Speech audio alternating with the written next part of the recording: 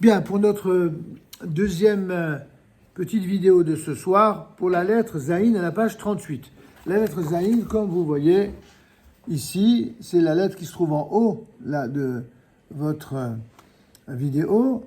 Et comme cela est écrit d'ailleurs dans le bouquin, c'est la lettre qui s'appelle Zayin.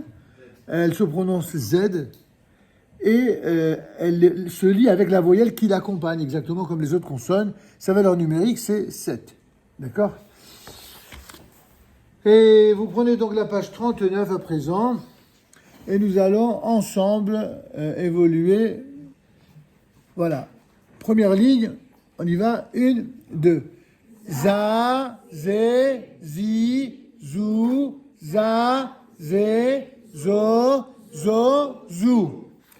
Nous passons à la deuxième ligne. Zi, za, zé, zo. Je fais remarquer à ceux qui viennent de nous rejoindre que le point, il n'y a que 2 cas où il y a un seul point en hébreu. C'est soit en bas, soit en haut d'une lettre. Lorsque le point, il est en haut, ça se prononce O, toujours. Avec ou sans vav, le point en haut, c'est toujours O. Quand le point, il est en bas, c'est I. Ça, c'est ce qui est propre à l'hébreu. Ne pas confondre avec les points sur les i en français.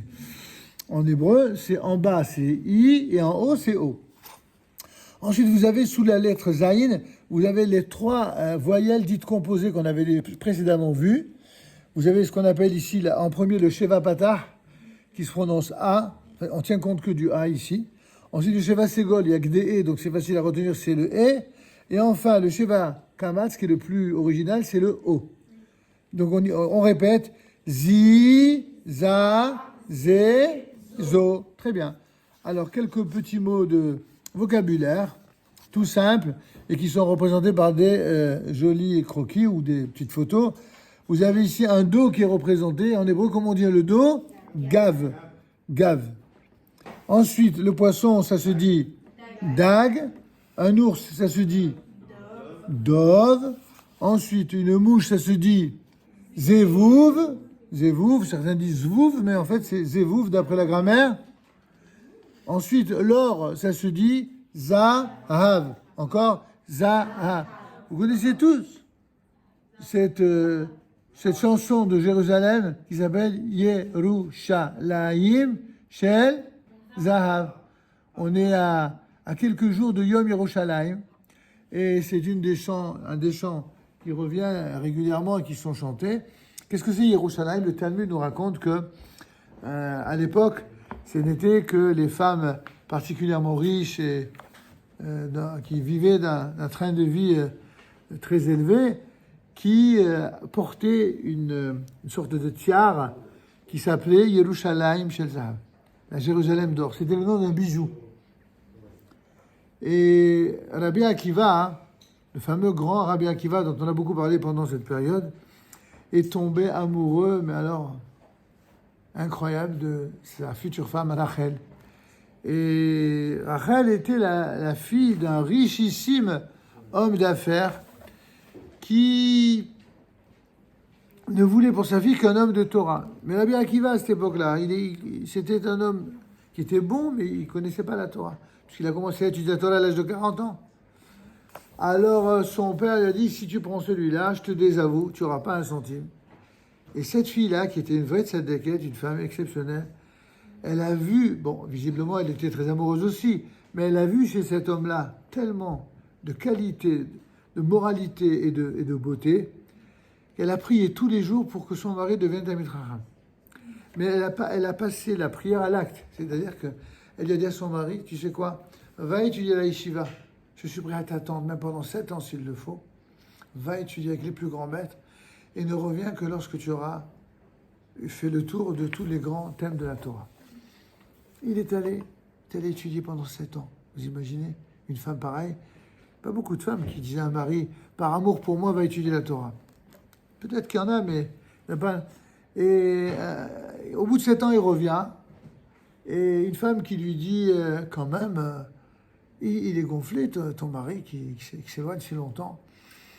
Elle dit, je suis tellement fier que s'il était là et qu'il m'entendait, je suis prêt à ce qu'il retourne pendant 7 ans pour qu'il soit encore plus grand sage d'Israël. Il était en train d'écouter à la porte. Il est reparti. Et il est allé étudier encore 7 ans de plus.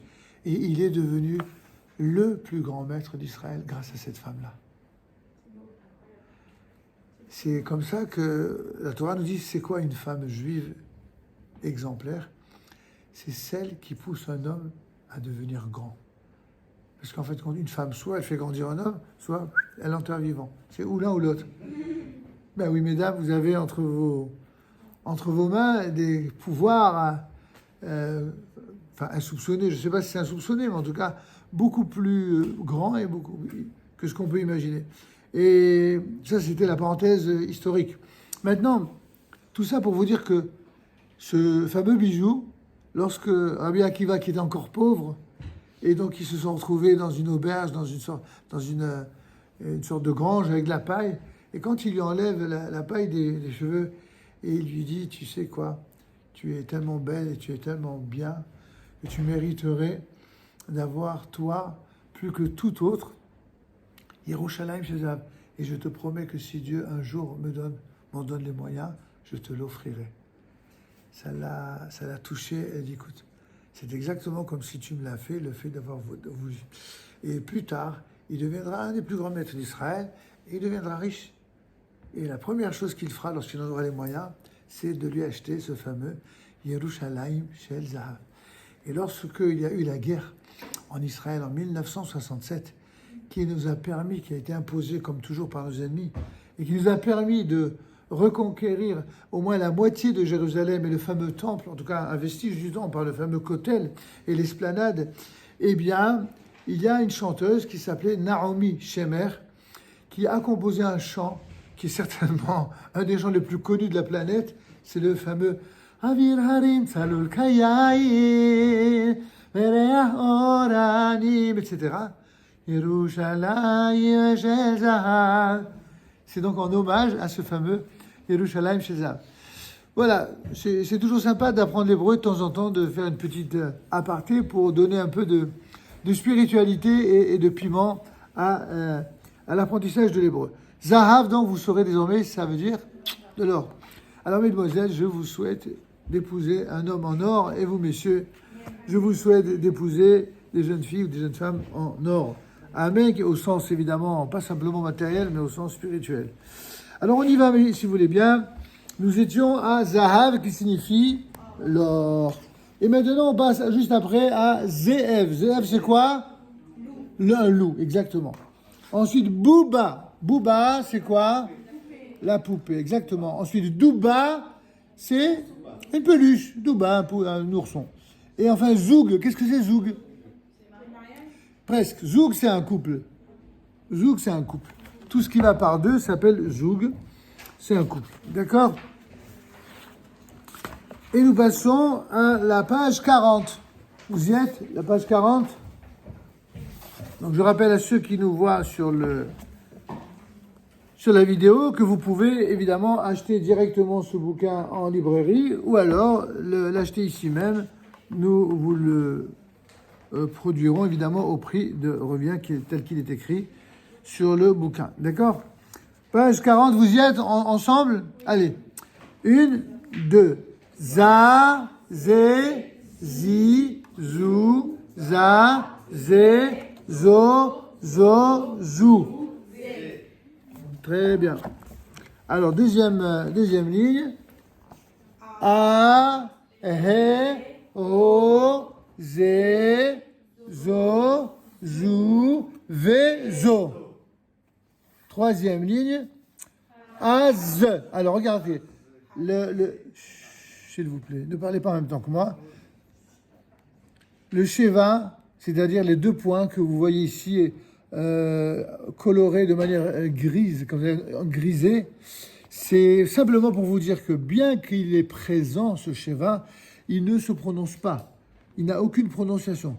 Rappelez-vous la règle qu'on avait établie, qu'au début d'un mot, il se prononce toujours « et », au milieu d'un mot, il se prononce généralement pas, et quand il se prononcera, on vous dira à chaque fois pourquoi il se prononce, il y a des règles précises, et à la fin d'un mot, il se prononce jamais. Donc rappelez-vous, au début, toujours « et », À la fin, jamais. Et au milieu, généralement pas. Et quand il se prononcera, on vous donnera les règles qui feront que malgré le fait qu'il se trouve au milieu, il se prononcera quand même. Et on les verra dans quelques instants. Alors, ça se dit donc, on y va, on reprend la page, la page 40, la ligne 3. On y va. 1, 2. Az, rose, ez, whose, is, rose. Quatrième ligne. Zeev, dov, ve, dou, ba, dag, ouz, vouv. Cinquième ligne.